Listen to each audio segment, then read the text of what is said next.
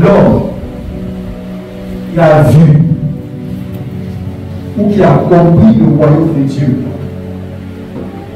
et l'homme qui n'a pas encore vu et compris le royaume de Dieu n'ont pas la même manière d'investir et de réfléchir dans ce monde. Ils n'ont pas la même manière de réfléchir et d'investir dans ce monde. Ce n'est pas possible. Il ne peut jamais avoir la même manière de réfléchir, il ne peut jamais avoir la même manière d'investir. Tout le monde, vous savez que vous êtes en train de faire sur la terre ici un court séjour terrestre. Vous le savez? Vous êtes en séjour sur la terre. Est-ce que vous le savez? Vous n'avez pas vu d'éternité. La Bible dit dans Hébreux chapitre 9, il est réservé aux hommes de vivre une fois. Tu vis déjà. Il est réservé aux hommes de mourir une seule fois. Donc ça veut dire que le sort du jeune homme qui est derrière ici là, quoi, tu me regardes, ton sort avec ton voisin, votre sort, c'est que vous allez mourir un jour. Alléluia. Voilà. Tant que tu es dans ce corps qui est mortel, et que tu es destiné à mourir. Donc ça veut dire que tu es ton séjour sur la terre, où tu vas quitter. Mais il y a quelque chose que tu dois découvrir. Vous savez, le Seigneur Jésus a pris combien d'années pour former ses disciples? 3 ans. Mais à la fin, qu'est-ce qui se passe? Il rencontre 2 disciples qui quittent à Jérusalem parce qu'ils sont découragés et qui vont à Emmaüs. Il y avait un qui s'appelait Cléopas Candidat. Et ils sont désespérés et qui commencent même à raconter au Seigneur Jésus qu'on a tué un certain Jésus. Il paraît que c'est lui qui était le Christ, on l'a tué. Vous voyez, 3 ans, tu prends 3 ans pour former tes gars. Pour que tu puisses leur donner le relais pour aller sauver l'humanité. Et ces gens-là ne croient même pas en tes paroles. Donc, le Seigneur Jésus dit, mais vous êtes incrédules.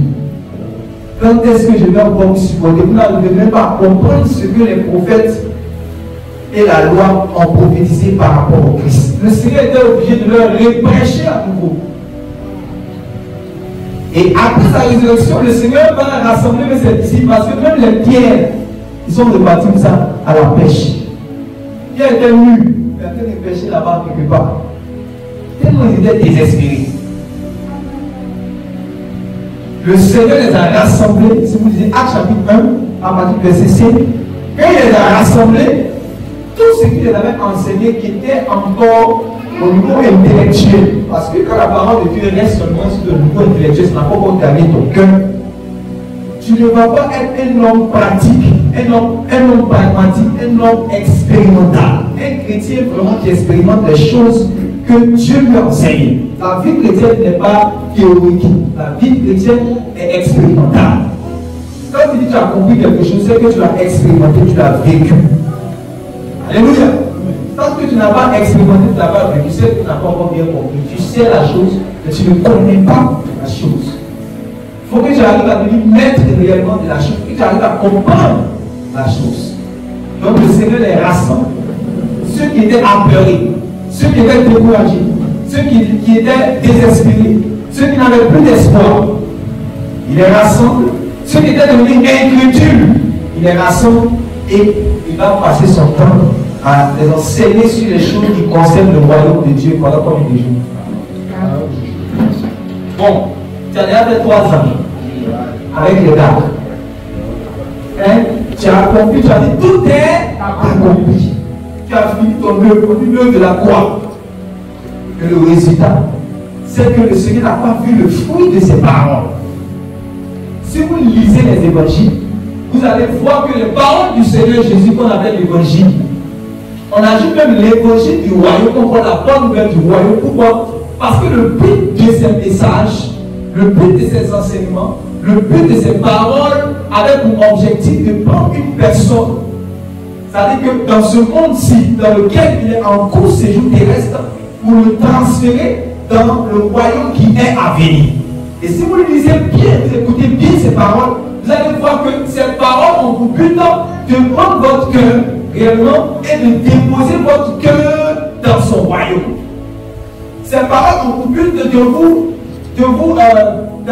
défocaliser sur les richesses de ce monde pour vous focaliser sur les richesses qui sont dans son royaume qui est à venir. Voici l'objectif en réalité des paroles du Seigneur Jésus. Mais comme ils n'ont rien compris, le Seigneur Jésus est obligé de revenir. Vous prêchez les mêmes paroles pendant 40 jours. Quand il a fini, regardez. Dès qu'il a fini, l'apôtre Pierre retrouve son courage. Lui qui avait régné le Seigneur Jésus, il retrouve son courage. Il se met devant des gens qui l'avaient persécuté, des gens pour qui il avait fui à cause du Seigneur Jésus. Il se met devant eux et il prêche la bonne nouvelle du royaume. Dans Actes chapitre 2, on dit 3000 personnes se sont converties. Alléluia. Quand vous arrivez dans Actes chapitre 3, la persécution a commencé. Actes chapitre 4, Actes chapitre 3, la persécution a commencé. On les empêche d'enseigner dans le nom de Jésus. Mais ils trouvent la force, le courage. On dit les apôtres rendaient avec force témoignage du Seigneur Jésus. Alléluia. Il dit, est-ce que nous devons chercher à plaire aux hommes ou nous devons chercher à plaire au Seigneur Dieu? Nous n'avons pas peur des hommes, nous allons continuer à prêcher et à enseigner dans le nom de notre Seigneur Jésus-Christ. Parce que c'est lui qui est le Christ, c'est lui qui est le Messie. Gloire à Jésus. Quand vous arrivez dans Actes chapitre 4, ce qui se passe dans Actes chapitre 4 est formidable. Parce que les apôtres, après les avoir été arrêtés, après avoir été encore flagellés, ils se trouvent joyeux maintenant d'être flagellés pour le nom du Seigneur Jésus-Christ. Il y a quelque chose qui est en train de se passer dans le cœur. Il y a quelque chose du moins qui s'est passé dans le cœur. C'est pour cela qu'ils trouvent comme une joie d'être flagellés pour le Seigneur Jésus. Ils trouvent une joie d'être insultés pour le Seigneur Jésus. Ils trouvent une joie. Ils trouvent vraiment un plaisir d'être marginalisés, d'être insultés pour le nom du Seigneur Jésus, ou à cause du nom du Seigneur Jésus. C'est qu'il y a eu quelque chose vraiment qui s'est passé dans les 40 jours. Il y a eu quelque chose d'inhabituel. Il y a eu quelque chose de fort qui a été réellement manifesté dans le cœur. Quand Jésus a pris 40 jours pour leur enseigner des choses qui concernent le royaume de Dieu. Pourquoi le Seigneur n'a pas pris son temps pour enseigner autre chose et pas son temps pour enseigner des choses qui concernent le royaume de Dieu? Vous savez que c'était les derniers instants du Seigneur sur la terre. Alléluia. Les derniers instants du Seigneur Jésus sur la terre. Donc, c'est là qu'on doit faire des choses importantes. Comme vous lisez dans l'Apocalypse. Apocalypse chapitre 12. Quand le diable n'a plus trouvé de place au ciel, qu'on appelle le dragon, et qu'il savait qu'il lui restait peu de temps, est-ce qu'il a mis s'amuser sur la terre? Donc, quand tu sais que tu as peu de temps, ce sont des choses importantes que tu fais. Le Seigneur Jésus savait qu'il n'allait plus être en chair. Est-ce que vous comprenez? Avec ses disciples. Mais quand il a été en chair avec ses disciples et qu'il leur dispensait ses paroles de vie, ils n'ont pas compris. Donc, il a plaidé pour qu'ils puissent avoir encore 40 jours avec eux. C'est pour ça qu'il a réapparu. Il dit à ses gars, il dit à ses disciples que l'esprit n'a pas de quoi. Et l'esprit n'a ni chair ni os. Peut-être qu'il était déjà ressuscité. Mais il dit et l'esprit n'a ni chair ni os. Et si vous lisez dans Jean là-bas, à la fin du chapitre, on dit qu'il a mangé avec eux. Il a préparé le poisson pour rester. Ça avait des corps. Peut-être qu'il était déjà ressuscité. Est-ce que vous comprenez? Mais comme ce qu'il a passé son temps à faire pendant sa chair, on va bien compris. Dieu encore a permis qu'il puisse avoir 40 jours pour qu'il soit vraiment réformaté par rapport aux choses qui concernent le royaume de Dieu. Alléluia. Amen. Pendant ces 40 jours, quelque chose s'est passé. Amen. Quand vous lisez dans Actes chapitre 4, à partir du verset 32, vous allez voir.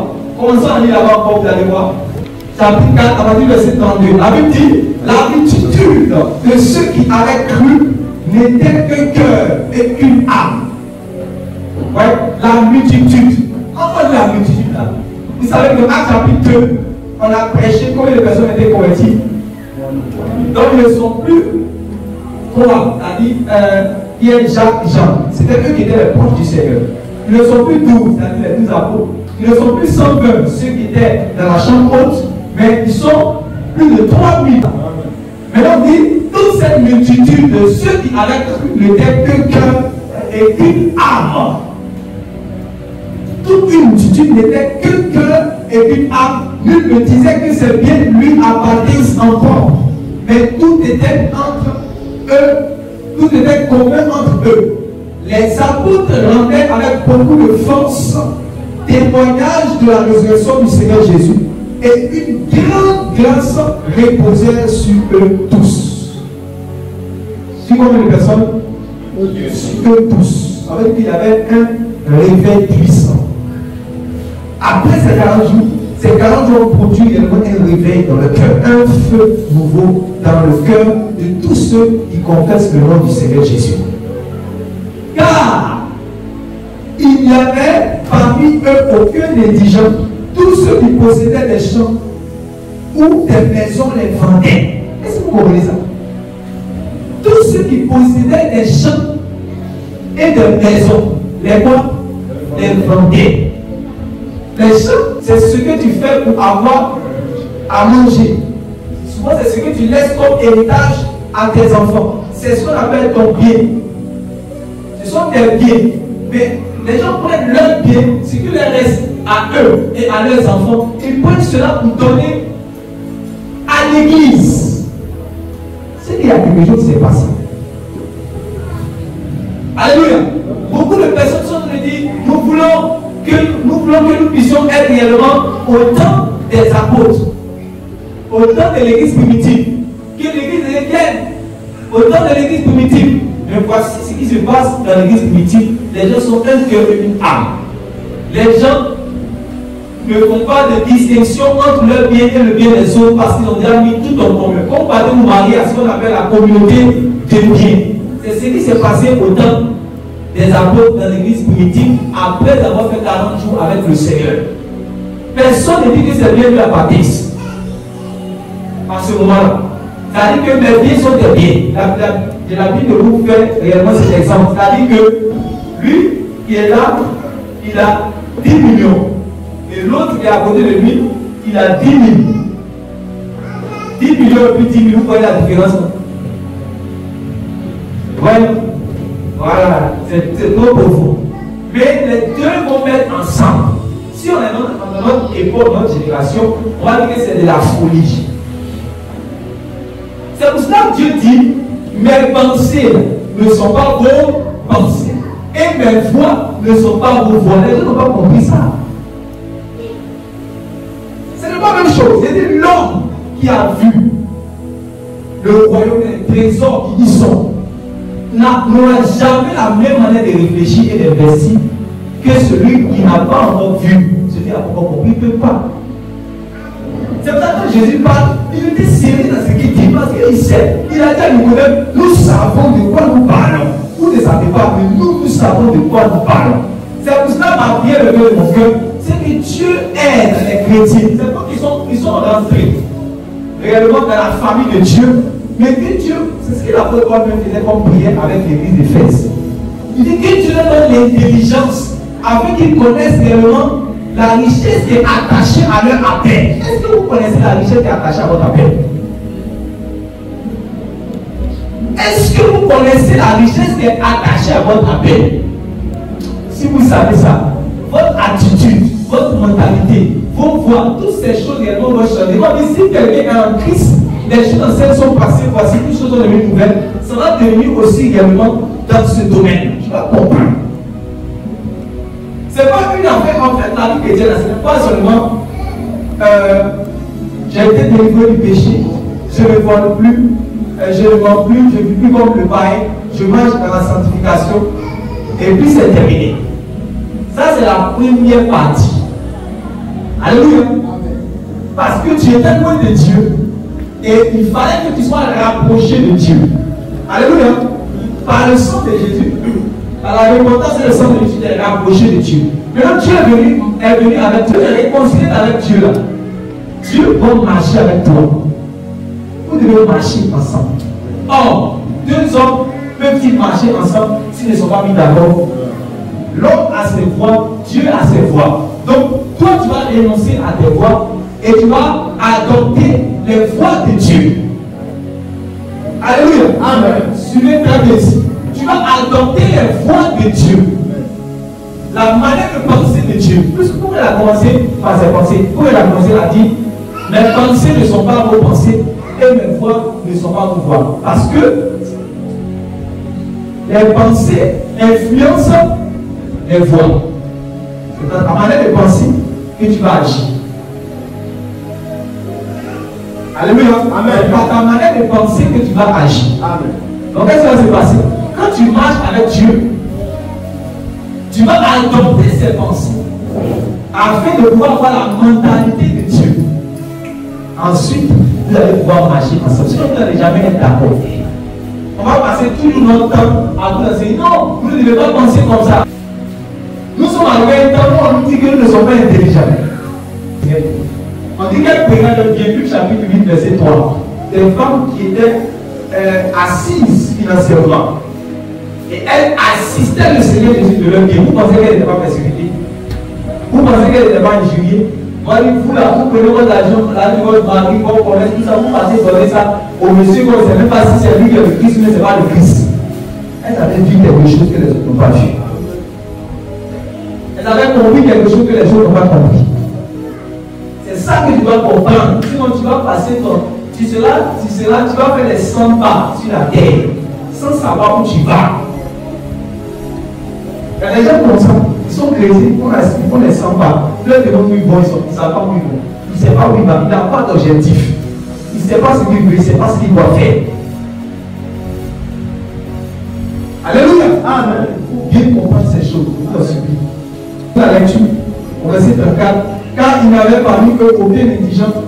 Tous ceux qui possédaient des champs et des maisons les vendaient, apportaient le prix de ce qu'ils avaient vendu et le déposaient au pied des apôtres.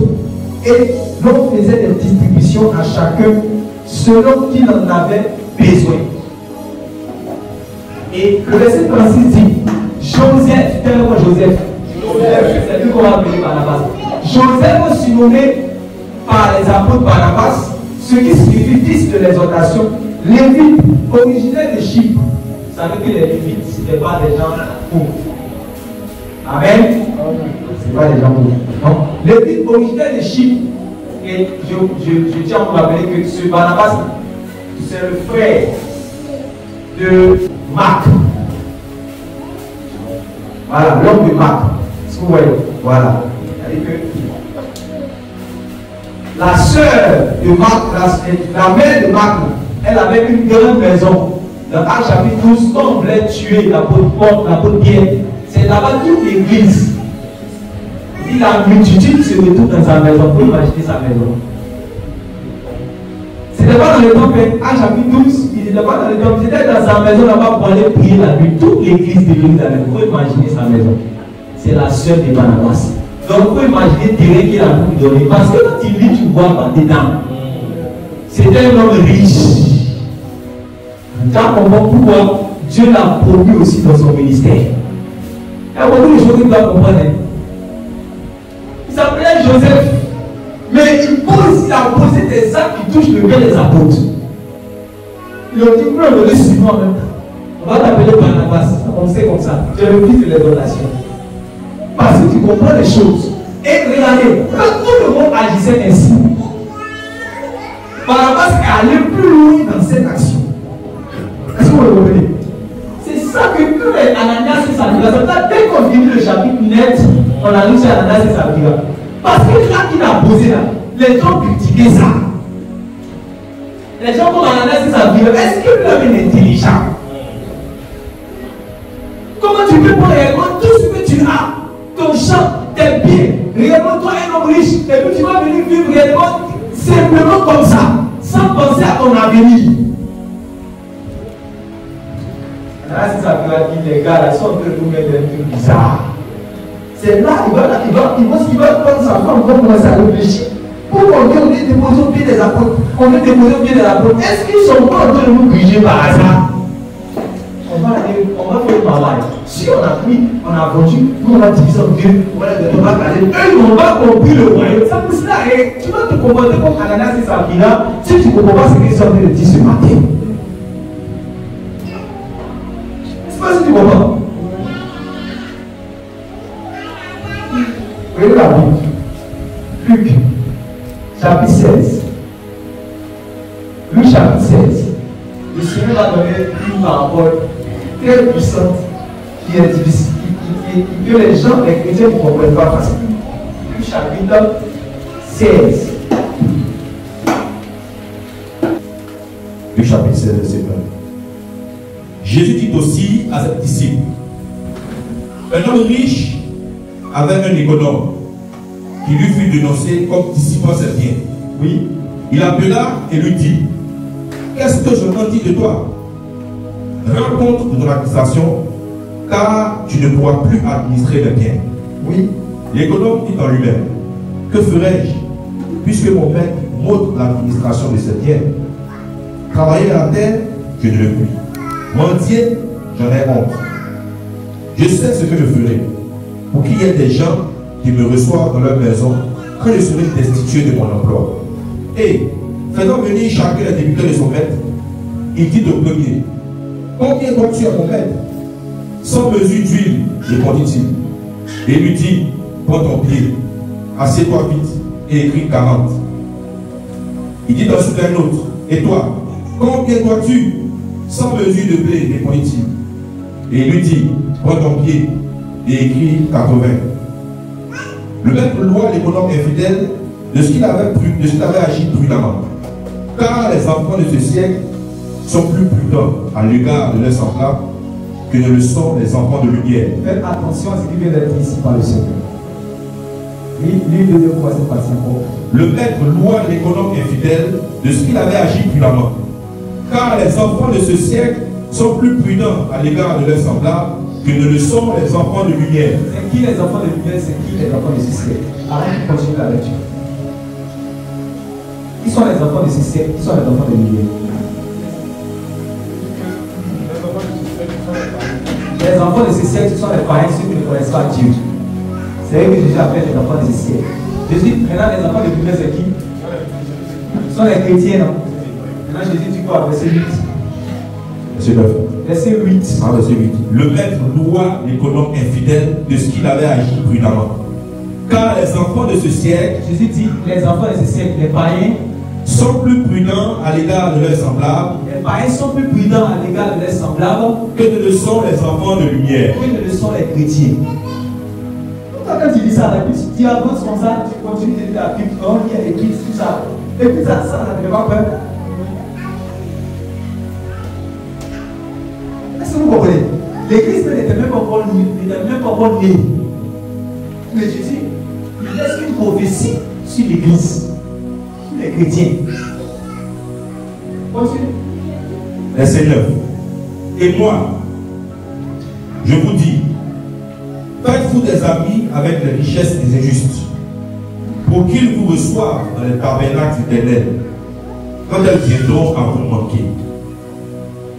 Celui qui est fidèle dans les moindres choses est aussi dans les grandes. Écoutez, ils ont bien revenir sur ce qu'il dit avant qu'on le continue, sinon vous ne le comprenez pas.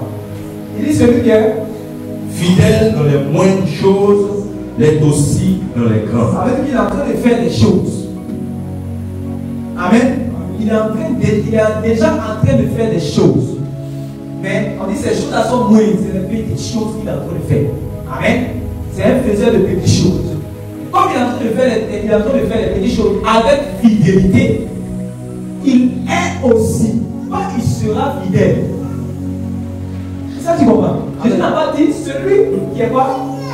Fidèle dans les moindres choses sera fidèle dans les grandes choses. Non, c'est comme ça dans la Bible dit. Il dit celui qui est déjà fidèle dans les petites choses là, il est déjà aussi fidèle dans les grandes choses. Tu comprends ça? Il dit celui qui est déjà fidèle dans les petites choses est déjà fidèle dans les grandes choses. Il mérite déjà qu'on lui confie les grandes choses, puisque dans les petites choses qu'il fait, il a déjà fidèle.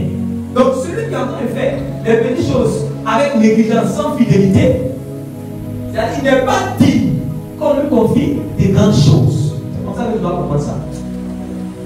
Il n'est pas digne que Dieu lui confie au moins des grandes choses. C'est un faux investissement que Dieu va faire lui. Parce qu'il ne s'est pas montré fidèle dans les petites choses que Dieu lui a donné. Il y a beaucoup de problèmes à ce niveau-là. Parce que d'autres ne savent pas qu'ils ont déjà reçu quelque chose qu'ils doivent réellement travailler. Ils ne savent même pas. Deux, il y a d'autres qui savent, mais ils ne font pas en étant fidélité. Et puis ils sont les prier pour espérer les grandes choses. Je veux cela, je veux cela. Dans les petites choses que Dieu t'a données, tu n'es pas fidèle. Alléluia. Le temps se passait là pour prêcher beaucoup de choses qui ne sont pas mauvaises. Mais je vais vous remettre dans le contexte du Seigneur Jésus. Continuons. Verset 11. Sinon, vous n'avez pas été fidèle dans les richesses injustes. Qui vous confiera l'indélicable? Et si vous n'avez pas été fidèle dans ce qui est à autrui, qui vous donnera ce qui est à vous? Nul serviteur ne peut servir deux maîtres. Car ou il haïra l'un et aimera l'autre, ou il s'attachera à l'un et méprisera l'autre. Vous ne pouvez servir Dieu et maman.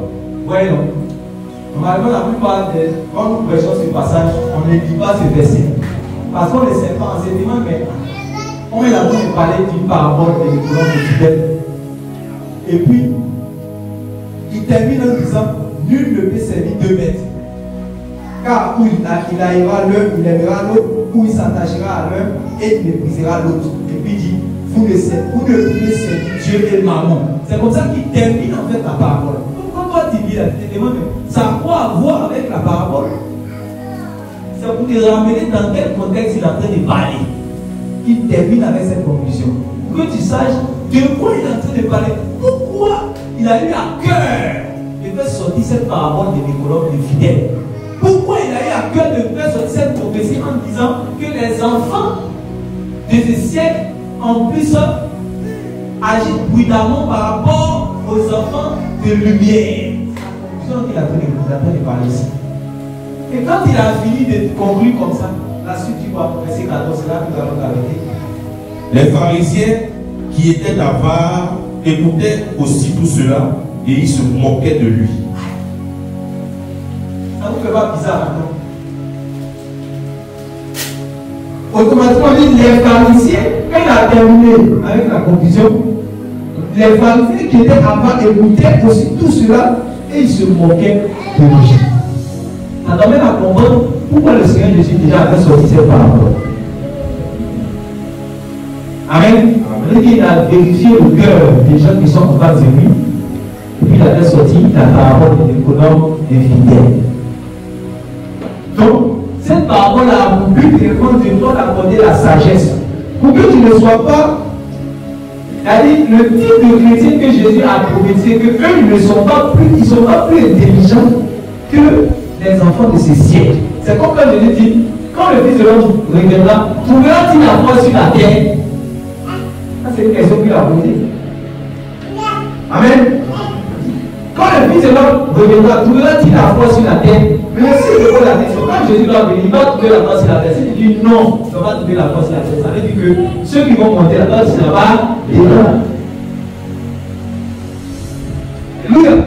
Il est vrai que lorsqu'il va venir, la foi réellement va arriver à manquer. La foi sera rare. Parce qu'il y aura l'apostasie, il y aura l'iniquité, il y aura la séduction. Mais toi, tu dois faire tout pour que dans cette période de séduction, d'apostasie, toi, tu ne sois pas compté parmi les fils apostats. Tu ne sois pas compté parmi les fils de la rébellion. Tu ne sois pas compté parmi ceux qui sont dans la séduction. Mais tu sois compté parmi ceux qui sont restés fidèles à Dieu. Amen. C'est ça qu'il est en train de parler. Donc, la parole est donnée comme ça pour que celui qui a de l'intelligence pour comprendre, comprenne, afin qu'il puisse agir maintenant avec sagesse. Puisque maintenant tu viens de comprendre qu'il a pris cette histoire, il a commencé à parler de cette parole-là, et les enfants automatiquement ont été choqués. Donc si tu es avant ici, tu es déjà en danger par rapport à cette parole du Seigneur. Amen. Amen. Dis pas Amen. Amen. Alléluia. Amen.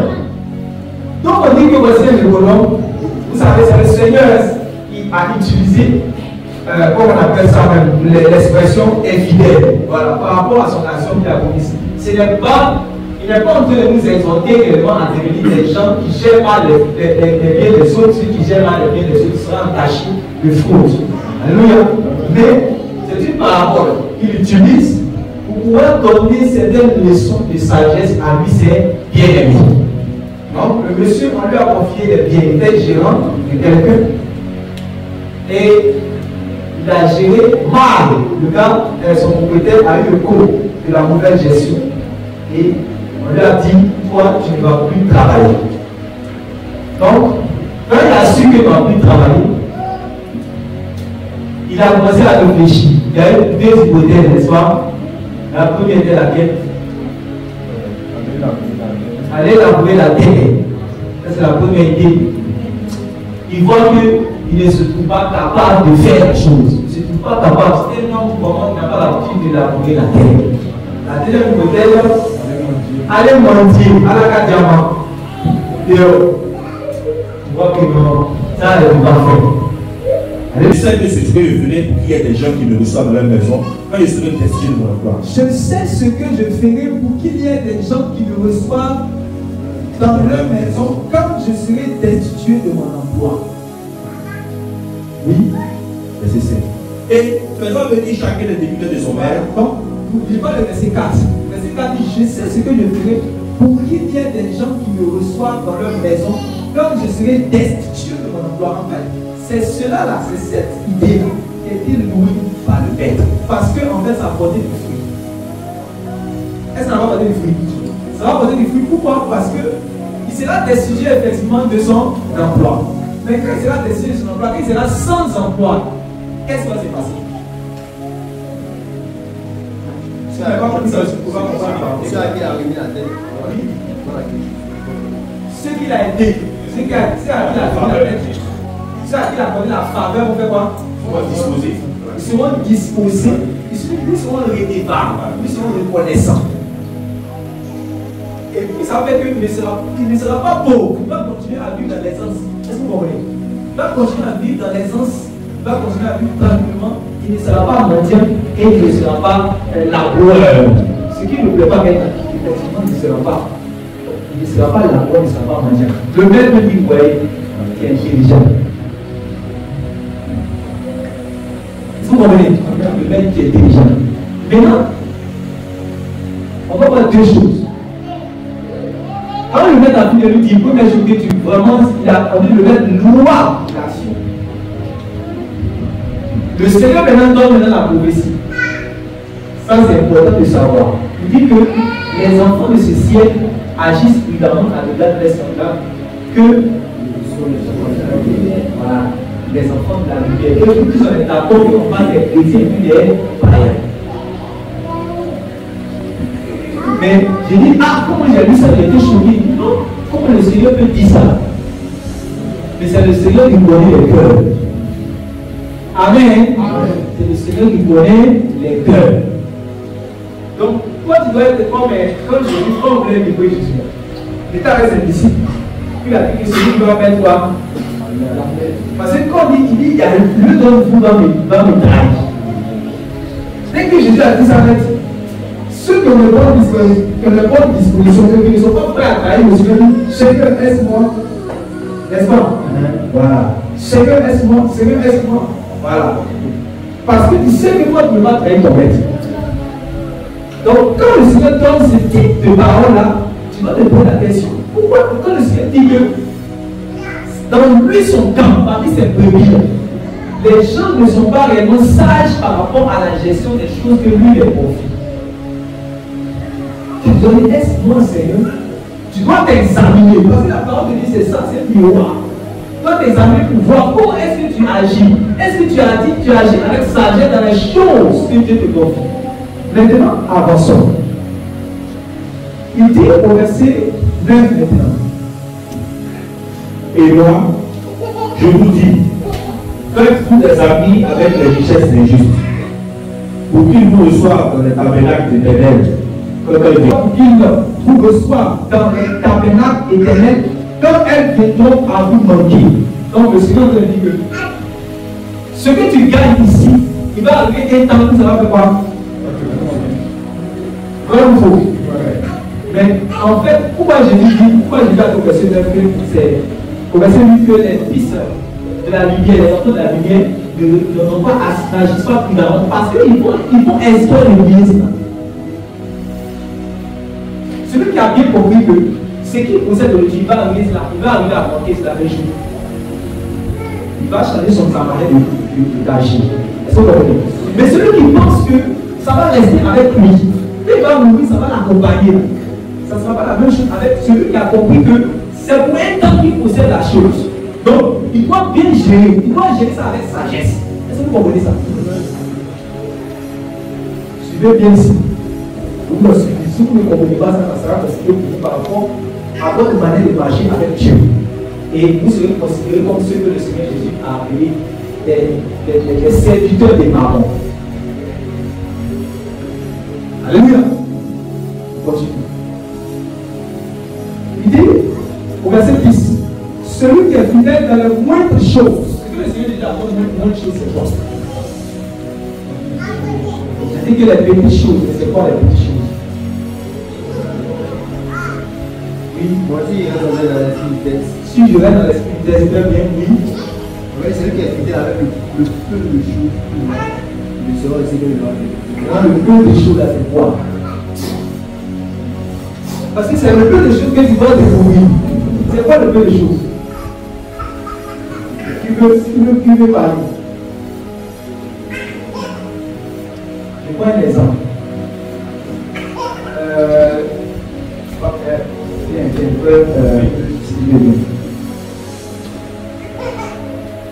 Regarde bien. Je vais prendre un exemple. C'est un exemple. Voilà. S'il vous plaît, quelqu'un qui était milliardaire. Amen. Et regarde quelqu'un qui était comtesse. Et même troisième personne vient. Et Manouché est un chrétien très pauvre. C'est un exemple.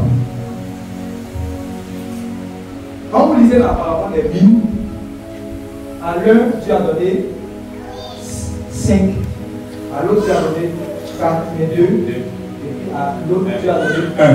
C'est ça, non? Et quand il a fini, il n'est pas resté avec eux pour gérer. Parce que lui s'est dit que tu es sage pour pouvoir savoir gérer. Quand il a fini de donner, il s'en va. Et puis il te donne, il te dit, fructifie ce que tu as reçu. Travaillez pour que quand je revienne, je puisse recevoir le fruit.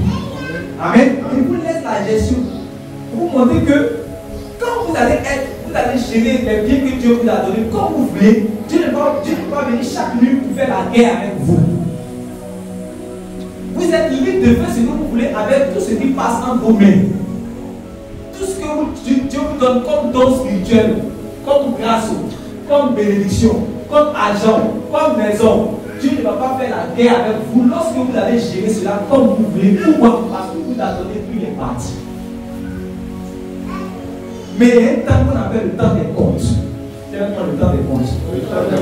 Voilà. Est-ce que vous comprenez? Maintenant, qu'est-ce qu'on appelait maintenant le peu de choses? Lui, comme on a dit, c'était chrétien quoi? Milliardaire. Ça dit qu'il voyage, il va à Dubaï, Washington, il va dans tous les endroits, il a des affaires, il a beaucoup d'argent, il a des champs, il se déplace même au jet pour aller travailler.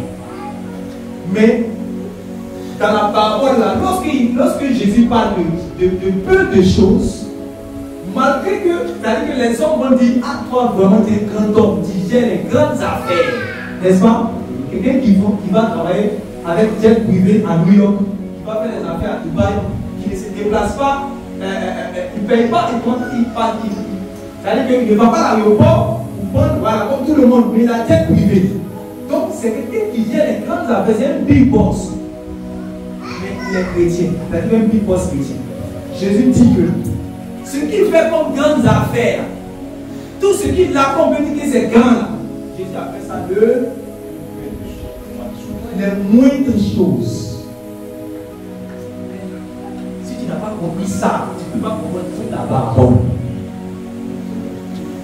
Les hommes vont attendre que ce que tu es en train de faire, ça, vraiment, Dieu t'a béni. Tu es un homme grand. Tu es un homme vraiment.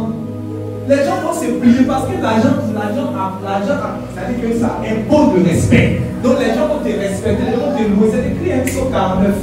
Ils vont te louer, vont te respecter par rapport à tes actions, par rapport à tes yeux, par rapport à tout ce que tu possèdes, par rapport à tout ce que tu fais.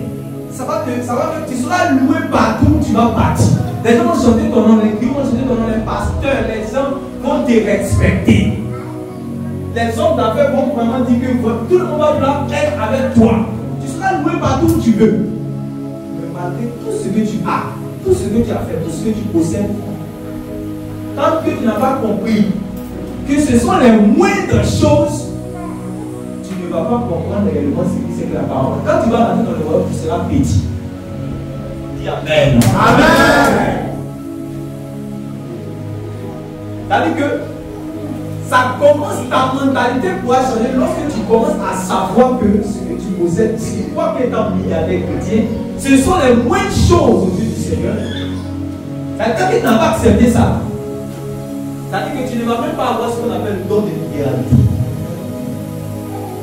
Tous ceux qui sont chrétiens, qui sont avares, c'est pour cela que dès que Jésus a fini de parler de ça, les avares se sont manifestés. Ils avaient beaucoup de bien. Mais Jésus a en train de leur dire que ce que vous possédez, vous êtes en train de vous glorifier. Et quand vous passez, les gens vous acclament. On dit que vous êtes ceci, vous êtes cela. Vous devez accepter d'abord que ce sont les bonnes choses. Parce qu'il y a des plus grandes qui vous seront confiées dans mon royaume. Pas dans cette vie. Alléluia. Amen. Donc, la mentalité commence par là. Est-ce qu'on est d'accord? Lui, c'est un chrétien modeste. Alléluia. Quelqu'un qui peut faire des efforts. Peut-être qu'il est avec la pure d'or. Son père était PDG, il a hérité.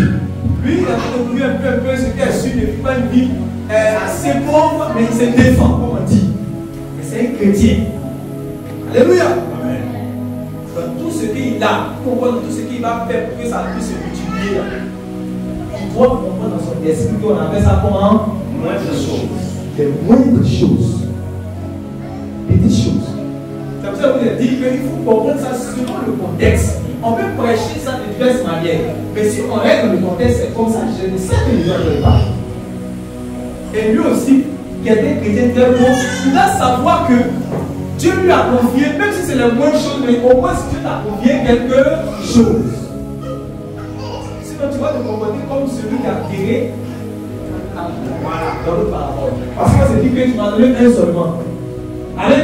Quand tu lis dans 2 Corinthiens chapitre 8, on parle des chrétiens de la Macédoine qui étaient dans une pauvreté extrême, mais qui ont entendu qu'il y avait une action qui devait être posée à l'égard des saints qui sont à Jérusalem. Et quand ils ont entendu qu'on devait poser cette action de bienveillance, cette action de libéralité, ils ont dit non, ce n'est pas parce que nous sommes pauvres ou extrêmement pauvres, avec beaucoup de tribulations, que nous allons rester indifférents par rapport à cet appel, par rapport à ce don que nous devons faire. Pourquoi? Parce qu'ils te disent que même si nous sommes pauvres, Dieu nous a donné quelque chose. Amen. Tant que quelqu'un qui est dans une condition modeste ou une condition d'extrême pauvreté ne conçoit pas dans son esprit que Dieu m'a déjà donné quand même quelque chose, il ne pourra jamais réellement, c'est-à-dire que être grand dans le royaume de Dieu. Amen, c'est pas là que tu vois. Amen. Pourquoi? Il y a des gens qui sont pauvres, mais ils vont être encore pauvres au ciel. Ils pensent que le fait que tu sois pauvre, puisque je dis, quand il est évangiles, on a beaucoup l'impression que les pauvres, tout ça. Je se dis que ma pauvreté me rapproche de Dieu. Non. Il y a des gens qui sont pauvres, mais ils ont une mentalité de pauvreté. Ils ont une mentalité déroutée, c'est-à-dire que vraiment pas une mentalité selon Dieu. Ils sont pauvres, mais c'est-à-dire comme ils sont pauvres, ils n'ont aucune raison de donner. Ils n'ont aucune raison d'apporter. Ils n'ont aucune raison de faire du bien à leurs semblables. Ils ne peuvent pas réfléchir un peu pour dire, est-ce qu'il y a pas quelqu'un qui a des conditions plus pauvres par rapport à la mienne que je vais aller soutenir? Mais c'est dit, je suis pauvre, je n'ai rien à offrir, je n'ai rien à donner. Et il oublie que le Seigneur a dit, il y a plus de joie à donner. Si moi je suis pauvre, ce verset ne me concerne pas. Toi qui sera petit encore, le plus pauvre dans le royaume des cieux va pouvoir. Amen. Il dit pas Amen. Amen. Donc, tout le monde est concerné ici, dans cette parabole. C'est la même chose même avec les dons spirituels. Non. L'évangéliste, quand il va prêcher, tous les hommes sont réellement concentrés, tout le monde écoute la parole. Moi, si je vais prêcher là, qui va m'écouter? Parce que réellement, moi je n'ai pas réellement le don comme lui. Je n'ai pas la puissance comme lui. Je n'ai pas les paralytiques comme lui. Oh, tu oublies que c'est Dieu qui a agi pour te donner 10 à l'évangéliste et tu as agi pour te donner 2. Mais au moins tu as reçu les 2. Et avec les 2 là, tu peux faire quelque chose pour Dieu. Amen. Quand tu comprends ça, même ça enlève tout ce qui est jalousie dans le ministère. Amen. Yes, c'est ça. Ça enlève tout ça. Tout ce qui est jalousie, tout ce qui est concurrence, ça s'enlève. Parce que c'est en fonction de la grâce que tu as reçue. La mesure de grâce que tu as reçue. Mais il faut faire ton travail. Il faut faire ton travail. Celui aussi, souvent, ceux qui n'ont pas compris, c'est quand ils ont reçu 10. Ils ne savent pas qu'il y a des gens qui ont reçu 22 devant le chef. Mais il y a seulement ceux qui ont reçu 2. Et puis quand il fait, il a rempli des espoirs, il dit, il y a moi ces petits-là. Ils dorment. Vous êtes les dormeurs là. Voilà. Quand il est paralytique, c'est bon. En temps, il ne sait pas. Et c'est pas parce qu'on a dit qu'on a donné 5 à Dieu. Ça, c'est une parole. Il y a d'autres à qui on a donné 52. Parce que mon pauvre petit qui sont en train de se défendre. Il n'a rien dit encore. Où tu vas comprendre, tu as vu autant les pauvres, lui dit non. Dieu dit, toi, tu es paresseux. Je t'avais donné combien? 10. Il s'est lui qui répète, il m'a donné 10, Seigneur. Il dit, mais tu t'es donné 10, qu'est-ce que tu as fait? Il dit, non, mais j'ai relevé les parents. Il a la bouche. Regarde, il continue, non, Seigneur, j'ai récité des choses. Je lui dis, regarde la bouche. Quand il regarde, il voit qu'il a donné 52. Quand on a donné 52, il a multiplié, c'est devenu 700.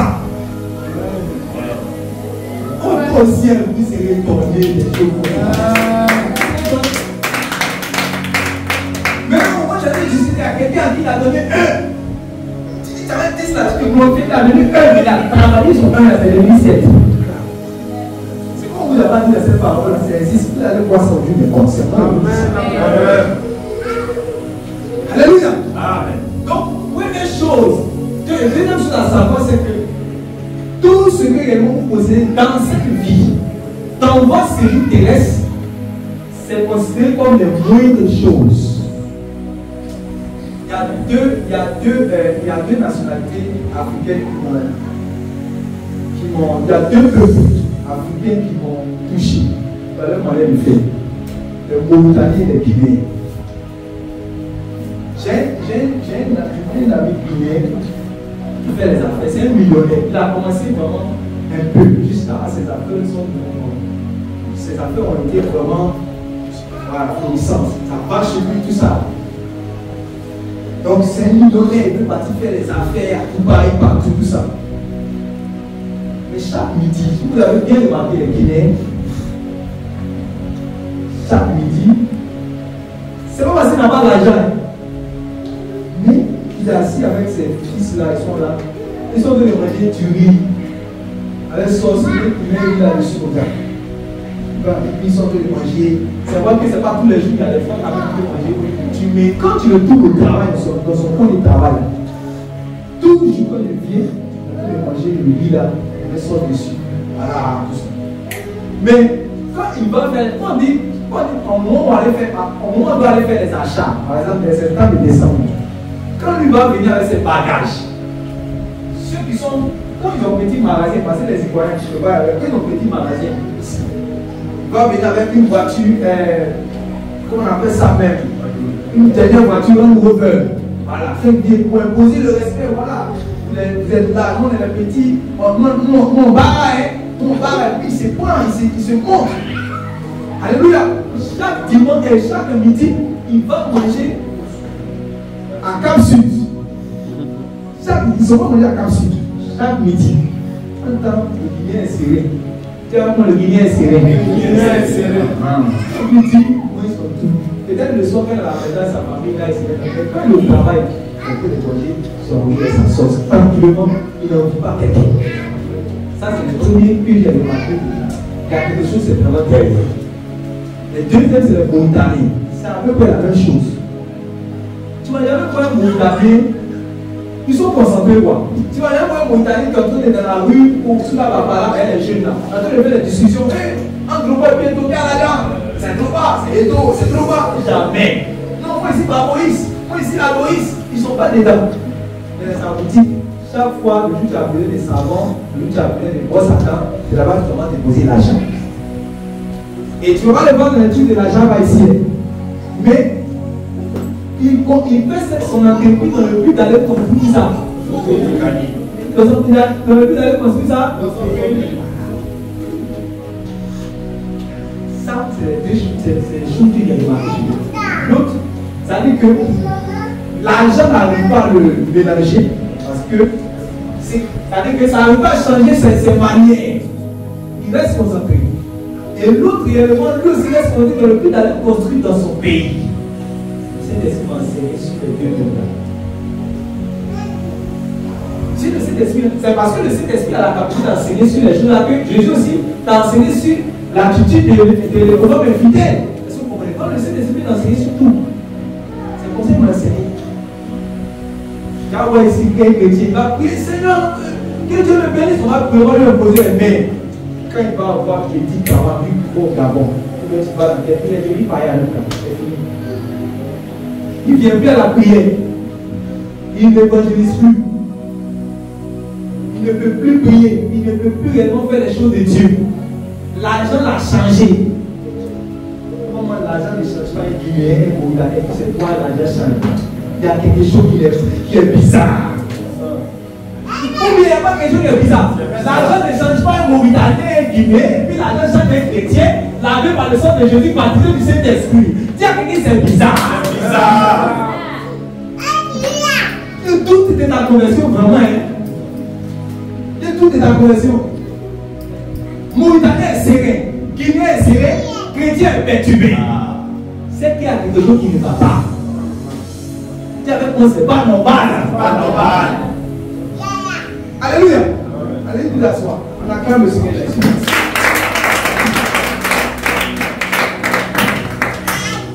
Voilà des choses réellement que vous devez comprendre par rapport réellement à cette parabole. Et c'est là le verset 11 qui dit: si donc vous n'avez pas été fidèles dans les richesses injustes, qui vous confiera les véritables? Quels sont les véritables? Ce que le Seigneur appelle les véritables, c'est quoi? Oui. Les richesses du royaume. La Bible dit quoi? Heureux les morts qui meurent dans le Seigneur. Heureux les morts qui meurent dans le Seigneur, car les œuvres les accompagnent. Amen. Les œuvres les accompagnent. C'est ça qui est important. Donc, il y a des choses qui doivent réellement, il y a des choses qui doivent t'accompagner. Quand tu es mort en Christ, il y a des choses dans lui, ce sont tes œuvres que tu as accomplies, donc les œuvres de bienfaisance. C'est ça qui va t'accompagner. Est-ce que les chrétiens savent? Est-ce que le chrétien sait ça? Quand tu vas mourir, ton BTS reste sur la terre. Ton BTS c'est bon, c'est pas mauvais. Ton corps, ton Torah, c'est bon, c'est pas mauvais. Ta femme, tout ça, ce sont des bonnes, ce sont des grâces que Dieu t'a données, tes enfants. On dit que les morts qui meurent dans le Seigneur, quand les enfants les accompagnent, même ton enfant reste. Heureux les morts qui meurent dans le Seigneur, quand les femmes les accompagnent, même ta femme va rester. Heureux les morts qui meurent dans le Seigneur, quand les wardrobes les a parlé, écoute. Heureux les morts qui meurent dans le Seigneur, quand les oreilles monnaie les a tout va rester. Tout va rester. Maintenant, Dieu dit que ce qui va accompagner les chrétiens, ce sont leurs bonnes œuvres. Donc, le chrétien doit être intelligent. Au lieu d'être riche en choses, il faut être riche en bonnes œuvres.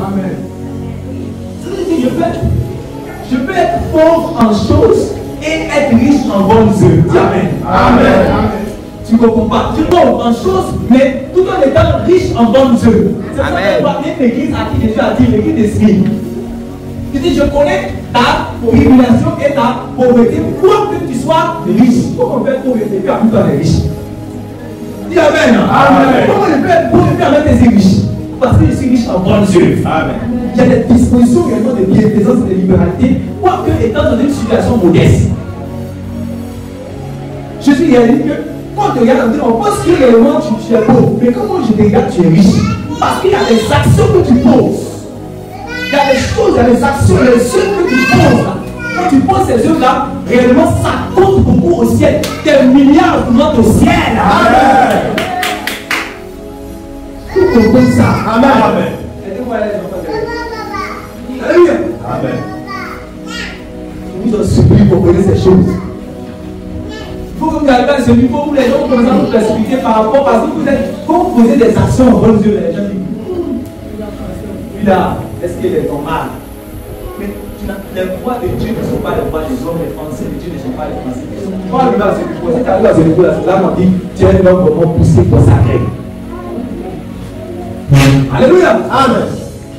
C'est parce que ce que je dis n'est pas faux que Jésus, toujours quand vous allez continuer, dès que Jésus va finir, toujours, vous allez voir dans Luc chapitre 19 là-bas, il y a un homme qui veut suivre le Seigneur Jésus pour avoir la vie éternelle. Il dit, bon maître, que dois-je faire de bon pour avoir la vie éternelle? La vie éternelle. Jésus lui a dit que c'est un nombre de choses qu'il doit accomplir pour avoir la vie éternelle. Amen. Amen. Et il dit ça, depuis que je suis petit, j'ai accompli tout cela. Jésus dit, il te reste une seule chose à faire. Jésus lui dit quoi? Jésus lui a dit de prendre tous ses biens, de partager aux pauvres.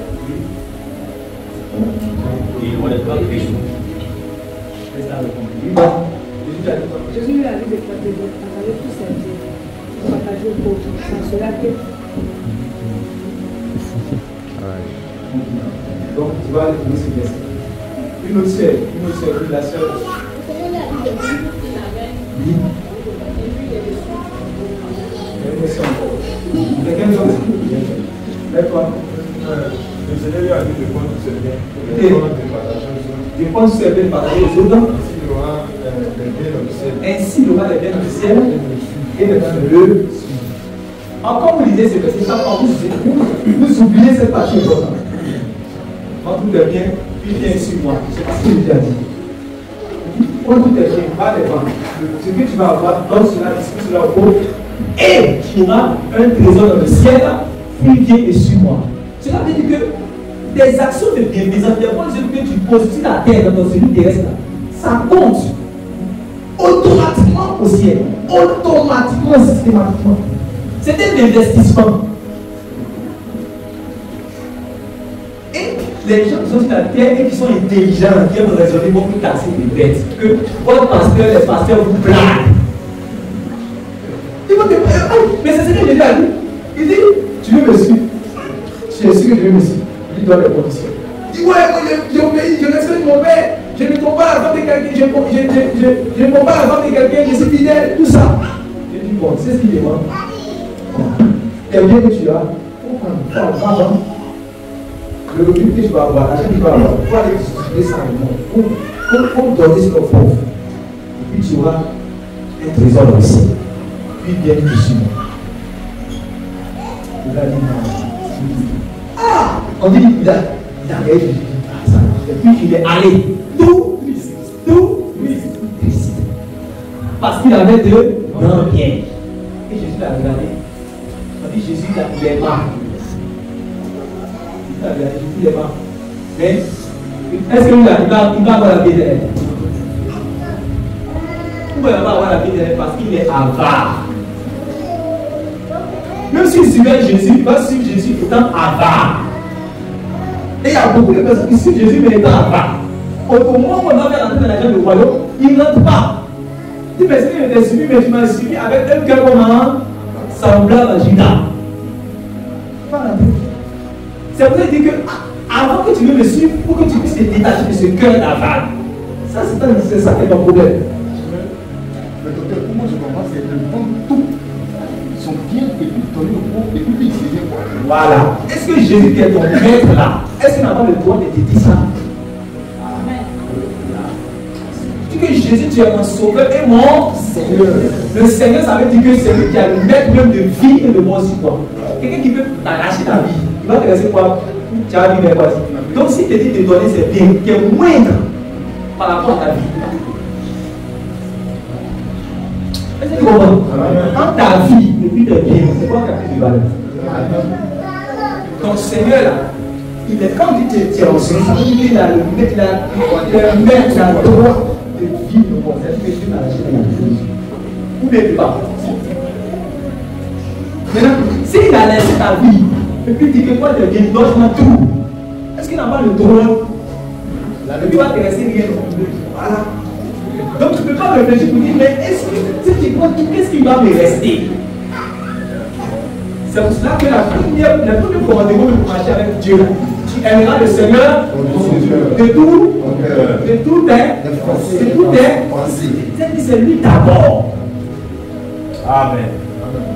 Accepter ces choses, laissez-les Satan déposer dans vos cœurs. Amen. Amen. Alléluia. Quand on me prend la tête de Dieu, on est en train de faire des choses, par exemple, Dieu dit, laisse ça tout, viens dessus, comme une taxe de bête. Il y a les DG qu'on laisse. Jésus les a appelés. Il y a d'autres qui l'ont lutté, ils ne sont pas prêts, ils sont tous montés vers les DG là-bas. Il n'est qu'à mourir seul. On dit, ah, mais on dit, heureux d'un bon pour le Seigneur, quand les gens l'ont appelé, mais toi, il t'a pas appelé. Dans le calendrier, dans le tout, tu dois être réellement ceci avant de rentrer. Mais pourquoi tu n'es pas appelé? Car toi, Dieu. Vous comprenez ça? Vous comprenez ça? Donc, si le Seigneur est capable, il avait le droit, en fait, c'est ça le gars, c'est ça le monsieur qu'on veut faire. Comment il va me dire de prendre tout le bien demain? Et puis, bon, j'ai reçu, en t'ayant même pas écouté ce que Jésus lui avait dit avant. Quand tu donnes tous tes biens là, tu ne restes pas pour le. Tu restes, c'est-à-dire que ce n'est pas sans résultat. Quand tu as pris tous tes biens pour donner, pour soutenir la vie, toi tu es resté sans rien. Jésus lui-même, il avait sa vie, il s'est débrouillé de sa vie. Mais actuellement, il est sans vie. Il est sans vie. Jésus peut envoyer les hommes. Il s'est débrouillé. Mais actuellement, est-ce qu'il ne possède pas la vie? Il possède l'immortalité que personne ne possède. Pourquoi on a peur de donner? On est en train de retenir. On est là dans les calculs. Au lieu de stationner, de se débrouiller. C'est ça le problème avec les chrétiens. Dis Amen. Amen. C'est ça. C'est un acte de foi. Un acte de foi. Il faut qu'on accepte cela. Et vous allez voir que il a dit, dès que tu fais cela automatiquement, c'est un ciel là, c'est un monde qui est ordonné. Tout ce que vous allez faire, tout est ordonné. On a parlé, c'est même dans la conversation, on appelle les livres de souvenirs. Il y a une femme, elle est restée, elle est venue prendre ses enfants pour aller réellement les donner en esclave. Elle a rappelé le prophète. Le prophète elle disait, mon mari, tu sais que mon mari craignait Dieu, tu sais ce qu'il faisait. Elle dit, vous n'avez rien dit parce que effectivement, le gars faisait quelque chose. Un miracle est obligé d'être accompli. Beaucoup de gens qui luttent, mais il ne pose pas des actions de délivrance qui va vraiment parler plus. Dis Amen. Amen. Il va parler plus. Ça va ouvrir les portes, ça va décanter des choses, même dans cette vie. Et encore plus dans le royaume de Dieu. Donc, toute action que vous posez n'est pas sans résultat. Ça va forcément. Regardez, un autre passage, même chose que Jésus a dit. L'apôtre a dit ça à Timothée. On va lire les derniers passages qui continuent. En fait, ce sont ces choses-là qu'on n'a pas enseigné aux chrétiens. Jésus, quand on dit le royaume de Dieu, on va aller au ciel, on va voler là-bas, avec les anges. Voilà. On dit, ah, c'est une fois sur la terre. C'est comme on a vu de dire ça. On a vu d'employer ces termes. Parce que vivons en même temps, on a vu ça. Au ciel, là, il n'y a pas ça. Voilà, au ciel, là, c'est là. Alléluia. Amen. Alléluia. Hosanna. C'est ça qu'on va dire le ciel. Donc, voilà, il faut vivre un peu, il faut dépenser un peu ton argent, il faut te croire, tout ça. Parce que vous ne le connaissez pas bien. C'est ça que Jésus a dit. Ce sont les choses que Jésus a pris ces gars pendant 40 jours qu'il a commencé à les enseigner. C'est pour ça qu'on a vu le résultat. Ce qu'ils ont, ils se dépossèdent de ce qu'ils ont. Comment on vient de te projeter et automatiquement, tu deviens un homme désintéressé. Et tu commences réellement à avoir un cœur de libéralité. Libéralité. C'est parce que, on dit quoi? Car là où est, car là où est, là aussi sera ton cœur. Qu'est-ce que Jésus fait? Ils ont l'air trésors ici. Jésus, dans son message, il fait en sorte que les trésors se trouvent ça. Dans son royaume. Comme vous au ciel, là, vous ne comprenez pas bien aussi. Le ciel n'est que le lieu où on réserve. Mais là où on hérite, vous ne comprenez pas. Si vous comprenez là où on hérite, là où on pose, ça sera plus profond. Alléluia. C'est pour ça qu'on parle de ciel. Ils ne savent pas qu'ils doivent vivre sur la terre. Tu vas mourir ici. Regardez ici les soeurs, regardez ici. Vous allez mourir ici, vous allez dessus. Vous n'allez pas dépasser 100 ans. Vous allez partir. Si Jésus n'est pas encore venu, vous allez partir. La Bible ne va pas atteindre 70 ans. La Bible ne va pas atteindre 80 ans. Ce n'est pas malédiction, c'est la vie. Vous devez m'appeler. Mais le royaume de Dieu là, ça va s'établir sur la terre ici. C'est sur la terre. Si à ton voisin, c'est sur la terre. C'est sur la terre. Quand Jésus parle chaque fois du royaume, pourquoi quand tu vois au ciel, tu es en train de voler seulement? C'est ça qui fait que tu ne sais pas comment agir avec sagesse ici.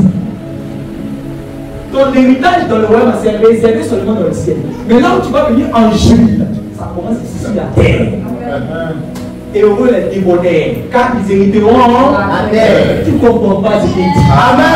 Amen. Yes. Au ciel, il y aura la joie. C'est pas vous qui dit. Au ciel, là, c'est pour un court instant, en attendant que la colère de Dieu se manifeste. Et là, tu dois venir vivre le règne avec le Christ. Le Christ lui-même, là, il attend où tout Jésus va fléchir sur la terre. Tu ne comprends pas ce qu'il a proposé. Jésus fléchira au nom de Jésus sur la terre. Ah, ne comprends pas. Il dit, celui qui a été fidèle, je te donne le gouvernement des 10 villes. Alléluia. Tu peux donner des députés internationaux.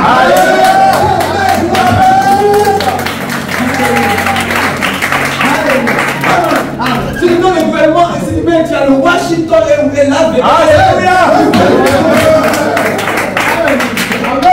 Quand nous croyons ces choses, on dit que nous sommes fous. Mais il va arriver un temps où ces choses vont se manifester. Amen. Et quand le royaume de Dieu va s'établir, la paix, le shalom, parce que la paix de Dieu même sera là.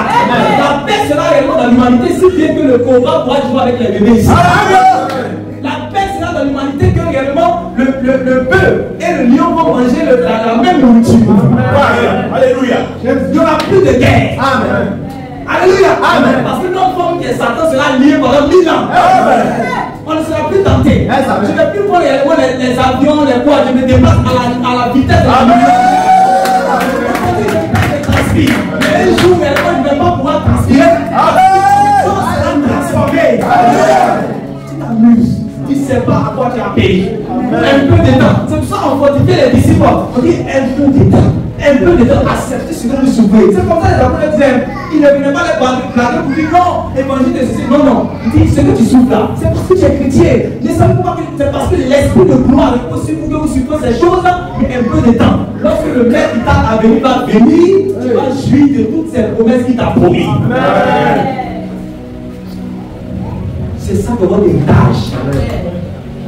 Non. 1 Timothée chapitre 6 là. Donc c'est que l'apôtre est en train de dire la même chose. Vous allez voir, la même parole que Jésus a dit aux riches là. C'est la même chose. On peut terminer. Vous allez trouver 1 Timothée chapitre 6. Vous allez trouver 1 Timothée chapitre 6. Prenez le verset 17. Verset 17. Regardez ce qu'il y a dit là-bas. Recommande aux riches du présent siècle de ne pas être orgueilleux. Recommande aux riches du présent siècle de ne pas être orgueilleux. Ouais. Mais non. Quand on recommande aux riches du présent siècle, on est en train de parler de qui? Recommande aux riches du présent siècle de ne pas être orgueilleux. On est en train de parler de qui? Recommande aux riches du présent siècle de ne pas être orgueilleux. Les riches du présent siècle là-dedans. Ils sont les chrétiens. Ils sont les riches du présent siècle. Les riches du présent siècle. Pas les riches du présent siècle. Ils sont les bons du monde. Ils sont les bons du second. D'accord. Maintenant, l'aide de Timothée. La pourquoi on va l'aide à Timothée, c'est au fait qu'on va le donner. C'est à qui on va donner? Aux chrétiens. Aux chrétiens? Donc maintenant, quand on dit les riches du présent siècle, on va les donner.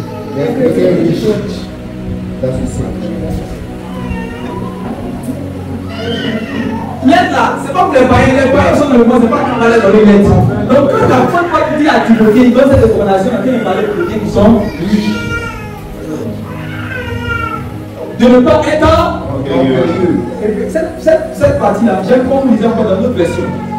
Dans notre version, on va dire à tous ceux qui sont riches pour Dieu. Pour que tous les chrétiens même soient concernés dedans. Voilà. Et d'abord, on dit recommande à ceux aux gens qui sont riches de ce siècle. Donc maintenant, vous comprenez de quel riche on parle. Amen. Vous êtes d'accord? Amen. Vous êtes d'accord? Amen. Je veux que vous compreniez ce verset-là. Pour que vous tous, même, c'est pas qu'on parle d'une catégorie de personnes, mais je veux que vous tous soyez concernés parce que avec ce qu'on vient de partager tout à l'heure, vous comprenez que vous êtes riches pour Dieu parce que vous possédez au moins une chose que Dieu vous a donnée. Vous êtes d'accord? Amen. De ne pas être oui. Et de ne pas mettre leur espérance dans les richesses incertaines. Donc, Jésus lui a appelé richesse comment? Incertaine. Jésus a dit richesse injuste. L'apôtre Paul dit richesse comment? Incertaine. Richesse comment? Incertaine. Donc, il y a richesse injuste, richesse incertaine, c'est la même chose. Mais pourquoi Paul dit richesse incertaine?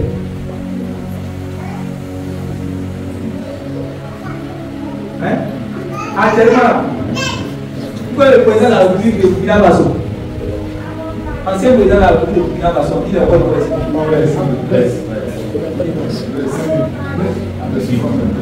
Il est devenu comment?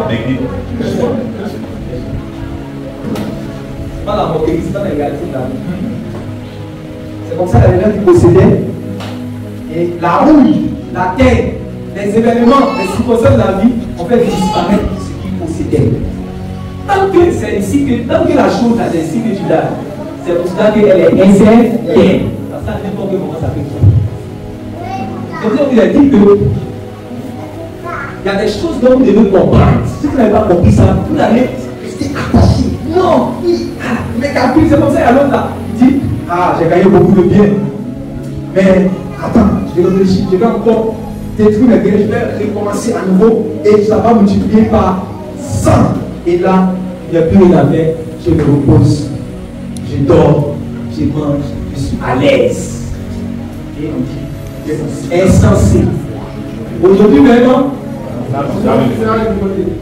c'est pour ça qu'en réalité, tout ce que réellement tu possèdes là, l'homme spirituel, l'homme selon Dieu réellement sait que cela, c'est une richesse incertaine. Pourquoi? Parce que ça ne t'accompagne pas.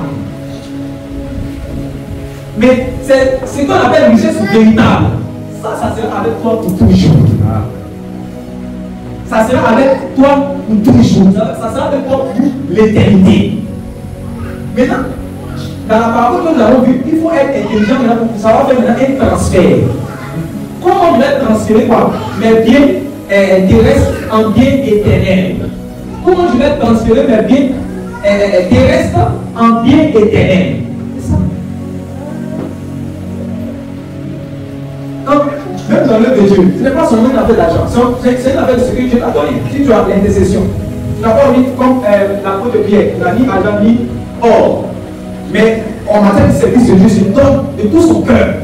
Il donne de tout son cœur. Mais vous allez voir que dans le royaume de Dieu, ils seront près du Seigneur Jésus-Christ. Parce qu'ils sont donnés eux-mêmes d'abord. Donc, ce qu'ils ont dit là, ce n'est pas seulement une affaire là, ce n'est pas une affaire d'argent. C'est une affaire de ce que tu crois que Dieu t'a donné. Est-ce que tu as fait travailler ça? Est-ce que tu t'es sacrifié pour la vie des autres? Pour qu'on puisse te recevoir dans le tabernacle éternel. C'est ça qui va te permettre de faire un transfert. C'est ça le gars a fait, non? Pour que quand il sera sans travail, quand il sera sans travail, il puisse toujours vivre à l'aise. Toi, quand tu seras sans tout ce que tu possèdes sur la terre, dans ta celui terrestre, au royaume de Dieu, tu seras quoi? Une fois, il y a une femme qui est venue, Seigneur, quand tu seras dans ton royaume, il faut faire mon fils ici à droite, il faut mettre l'autre à gauche. Il dit, ah, ça seulement, c'est pas comme ça en fait, c'est mon Père seul qui sait qui sera à ma droite, qui sera à ma gauche. Il dit que au ciel là, on sera juste. Dieu sera du moins juste. Pas parce que ton visage est trop joli, on va te mettre à la droite du Seigneur. Non? Pas parce que tes parents ont fait dire, ah, c'est comme on voit ici, là, on fait là. Tu veux passer comme ce qu'on ne dit pas, même pas. Au ciel, ça va pas se passer comme ça. On ne triche pas. Si tu n'as pas été fidèle dans les bonnes choses, si tu n'as pas sémé ta vie, tu n'as pas sémé ce que Dieu t'a donné, tu n'as pas vécu en sacrificateur qui se sacrifie pour les autres, qui n'a pas travaillé pour cultiver ce que Dieu lui a donné sur la terre, tu seras le plus petit au ciel. Et là encore, si tu étais digne d'entrer, condition que tu puisses entrer. Mais il y a des gens qui vont rentrer parce que c'est vraiment donné le Seigneur Jésus, ils ont marché dans cette parce qu'ils vont rentrer, mais ils étaient pauvres en bonne paix. Quand ils seront au ciel, ils seront les plus pauvres. Ils pensent que c'est amusement. Bon, quand on parle de ça, ils pensent que c'est amusement. Que non, au ciel là-bas, il y a la richesse. Quand on parle de chrétien, là, on ne parle pas au ciel. On parle de ça. Quand on va venir pour écouter sur la terre, il y a des gens qui seront dans le quartier pour bénir. Ils ne croient pas ce qu'on dit, juste à parler de ça. Ils s'amusent. Ils seront les plus petits dans le royaume. Donc il y a des gens qui sont ici maintenant. Moi, le plus important, c'est de rentrer au ciel. Quand Jésus parle du royaume, il ne parle pas du ciel. Le ciel, c'est là un endroit pour te garder de la colère de Dieu. Après cela, tu reviens. Quand tu vas venir vivre les vies sur la terre, on va faire une nouvelle ciel, une nouvelle terre. Pourquoi tu restes l'éternité sur la terre? Il ne sait pas ça. Il ne dit pas Amen parce que tu vois. On dit quoi? À l'éternel des cieux. Le Dieu a créé les cieux et la terre. Il a donné la terre au fils de l'homme. Le premier Adam, on lui a confié la terre. Il a échoué quand il est tombé dans le péché. Jésus est venu comme le dernier Adam. Il est venu relever le visage de l'humanité. Mais à partir de là, Dieu est obligé par Jésus de faire une nouvelle humanité. Mais pour habiter où ça? Pour habiter où ça? Donc toi, tu penses que tu vas aller vivre l'éternité au ciel? Vous jouez les écritures. Vous jouez. Je prie que Dieu vous voit des gens pour recevoir son bénédiction. La différence, c'est que le monde dans lequel nous sommes n'est pas le monde de Dieu, mais le monde de Satan. Mais un temps viendra, selon le livre de l'Apocalypse, où Jésus va prendre autorité de son monde lui-même. Alléluia. Apocalypse chapitre 1, verset 15 écrit. Quand maintenant il a pris, puisque on a vu dans le désert, Satan lui a dit, si tu possèdes le monde tu m'adores, je vais te donner tous les royaumes et les gloires quand cela m'a été donné. Comment Satan peut dire ça à Jésus? Parce que seulement aujourd'hui, c'est lui qui possède. C'est pour ça qu'il peut blaguer les gens. Tu as 100 ans de protection, tu peux blaguer les gens. Tu as ceci, tu as cela, je vais te donner la gloire. Il me donne. Maintenant, toi, il faut te montrer fidèle aussi au Seigneur Jésus pour que quand son monde va arriver, il puisse t'élever dans son monde. Amen. Tu penses que c'est une chimère, tu penses que c'est l'amusement. Attendez, on va se savoir. On va se savoir. Alléluia. C'est le prophète, il dit on va monter la différence entre ceux qui servent Dieu et ceux qui ne le servent pas. Les gens ne savent pas que c'est prophétique. Il y aura une différence claire et nette. On va savoir si tu t'as amusé avec les dons sur la terre que Dieu t'a donné, ou tu as pris réellement les dons que Dieu t'a donné au sérieux. Il t'a donné un ministère d'intercession qui joue à ça. On dit toi, tu as écrit sur ton front, tu as 10 heures de prière. Mais quand tu as 10 heures de prière là, ça va t'affecter dans certains domaines. Tu sais pas ça? L'autre va travailler 16 heures pour avoir quoi? Toi tu vas prier 10 heures et 16 heures. Ça sera difficile pour toi de gagner même les mêmes revenus que l'autre. Si la terre sera précipitée, peut-être d'être par ici. Écoutez-moi ce que je suis en train de vous dire. Les gens, ce qu'il dit là, ça ne peut pas être accepté de tout le monde que celui à qui ça a été donné de comprendre. Amen. Quand je sais ce que je dis, je sais ce que je dis, que de vous répéter et de vous répéter ces choses. Écoutez-moi ce que je suis en train de vous dire. Il y a des gens, Dieu les a donné le ministère d'intercession. Vous faites le ministère d'intercession. Il peut prier pour tous les serviteurs de Dieu qui sont sur la terre. Il peut prier pour qu'il y ait les événements qui doivent se passer sur la terre soient amoindris. Les gens qui sont déjà arrêtés au ciel soient amoindris. Ils intercèdent pour que, par exemple, les saints qui sont persécutés soient fautifs. Ils intercèdent pour plusieurs sujets. Ils intercèdent même pour l'église. Je parle là encore des gens qui ont un ministère d'intercession. Il ne parle pas de l'intercession que tous les chrétiens doivent faire. Et là, ça fait qu'ils passent plus de temps dans la prière. Par exemple, on prend le cas des serviteurs de Dieu qui peut prier réellement 5 heures par jour, qui peut prier réellement 6 heures par jour. Si on lui dit, on ne dit pas que les gars prier toute la nuit, il prie toute la nuit là. Le matin à 5 heures, il s'est levé pour aller faire le travail. Quand il prie toute la nuit, quand tu t'es levé à 5 heures, on dit tu pries toute la nuit. Bon, ok, à 5 heures, peut-être tu vas venir encore. On dit tu vas aller crier dans les carrefours d'évangélisation. Quand tu finis là, ton corps est une jeune douée. Ton corps est une jeune douée. Il faut que ton corps se repose. C'est pour cela que les gens étaient intelligents. Et puis, en fait, il dit nous, pasteur, va prier Paul, Pierre, Jean, prier et prêcher la parole. Nous, on va aller travailler pour vous. Et là, dit non, que ça là, les pasteurs sont devenus paresseux. Amusez-vous, les gens vont compris les choses de Dieu. On ne va pas que chacun à sa place. Ça commençait à chauffer sur les apôtres eux-mêmes. Acte chapitre 6. Qu'est-ce qu'ils faisaient? Ils priaient, ils prêchaient, ils enseignaient. Et encore, les activités même de l'église, on doit placer les sessions. Ils voulaient faire tout, puisque Jésus a dit de servir tout le monde. Donc ils voulaient servir tout le monde, que ce soit spirituellement comme physiquement. Mais le corps commençait à agir. À un certain moment, à chapitre 6, on dit bon, on va consacrer d'autres personnes pour cela. Comme ça, nous on va s'engager tout entier à la prière et à la parole. Si c'était à longtemps, on va dire que c'est les fourris et les paresseux, parce qu'ils ont décidé de s'engager seulement à la prière et à la parole. On dit que c'est des paresseux. En tant que savoir que c'est un ministère qui est là. C'est ce qu'ils sont en train de vous expliquer. Il y a des gens qui ont reçu un ministère pour la prière. Les gens qui ont reçu un ministère pour l'évangélisation pour aller de lieu en lieu. Mais ils se disent que quand ils auraient écouté dans les conférences des pasteurs, ils disent non, le pasteur dans le monde Vincent toi est venu comme ça. Et ça le freine dans son débat. Il ne sait pas que ce ministère que Dieu lui a donné, s'il est fidèle dans cela, on va lui confier de grandes. Tu comprends dans quel esprit il parle? Quand tu vas rentrer dans le royaume, on va te confier de grandes choses. Si tu restes fidèle dans ce à quoi le Seigneur t'a appelé.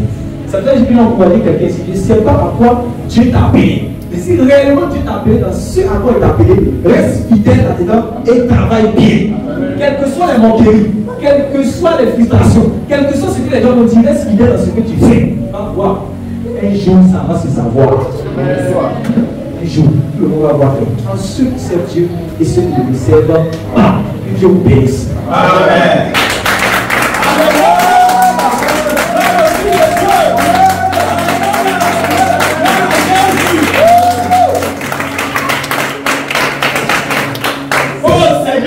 Bénissons. Amen. Nous te rendons gloire et honneur. Amen. Nous te célébrons, Seigneur. Amen. Merci pour ton grand amour. C'est parce que tu nous aimes, Seigneur, que tu nous parles de la sorte, Seigneur. Et tu es venu ce matin, Seigneur, pour réveiller notre saine intelligence, afin que nous puissions comprendre les choses du royaume. Oh, Seigneur, merci pour ta grâce. Merci pour ta fidélité, Seigneur. Jésus, merci de nous éclairer ce matin. Et tu voudrais que dorénavant nous soyons prudents.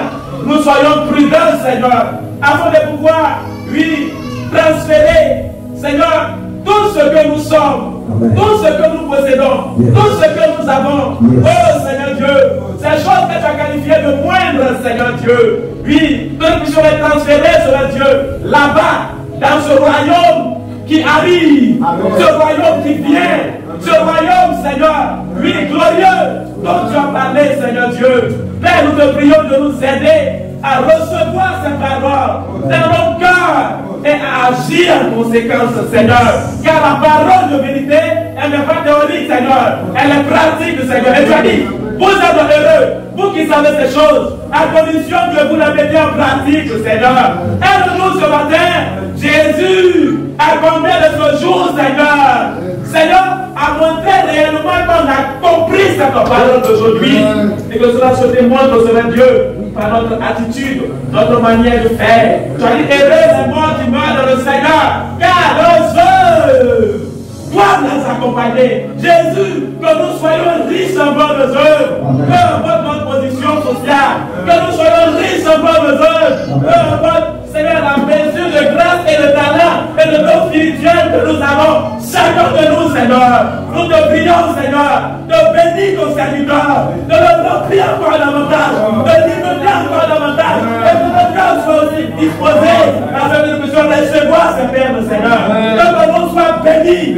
celui qui était, qui est et qui vient. Nous t'attendons, Seigneur, que la gloire te revienne, Papa, au nom de Jésus-Christ. Amen.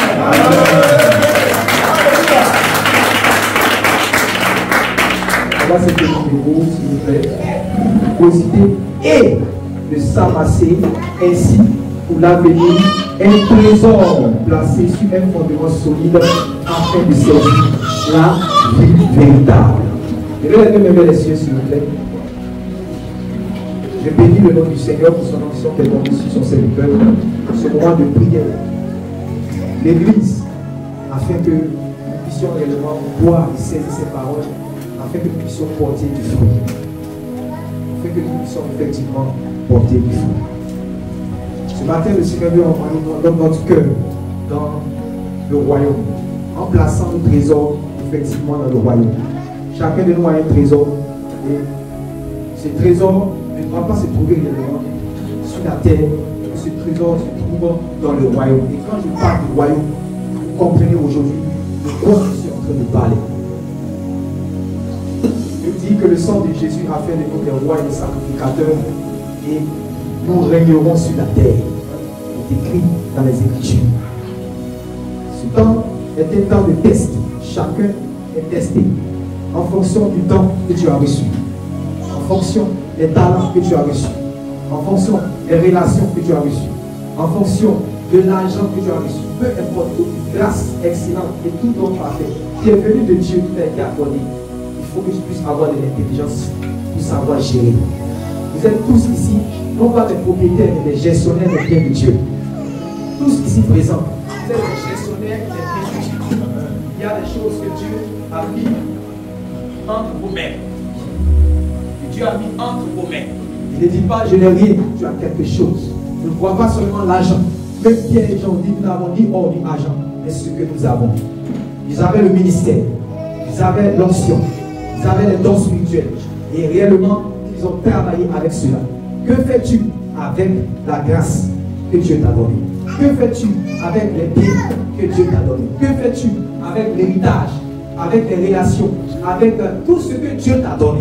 Voici le temps où le Seigneur te donne une option nouvelle pour pouvoir fructifier ces choses. Amen. Voici le temps où Dieu te donne une grâce nouvelle pour pouvoir réellement fructifier ces choses avec sagesse.